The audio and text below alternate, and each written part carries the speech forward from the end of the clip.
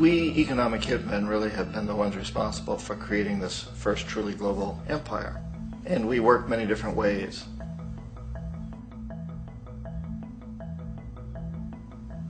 But perhaps the most common is that we will identify a country that has resources our corporations covet, like oil, and then arrange a huge loan to that country from the World Bank or one of its sister organizations.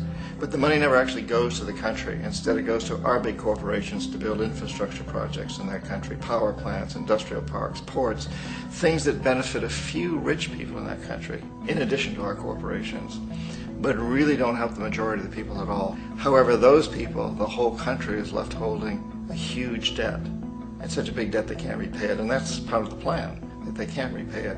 And so at some point we economic hitmen go back to them and say, listen, you owe us a lot of money, can't pay your debt, so sell your oil real cheap to our oil companies.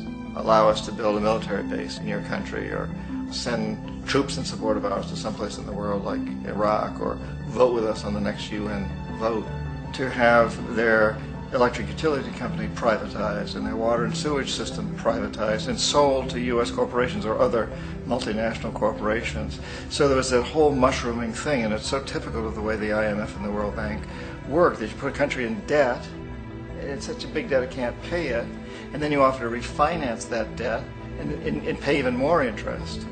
And you demand this quid pro quo, which you call a conditionality or good governance, which means basically that they've got to sell off their resources, including many of their social services, their utility companies, their school systems sometimes, their penal systems, their insurance systems, to foreign corporations. So it's a double, triple, quadruple whammy.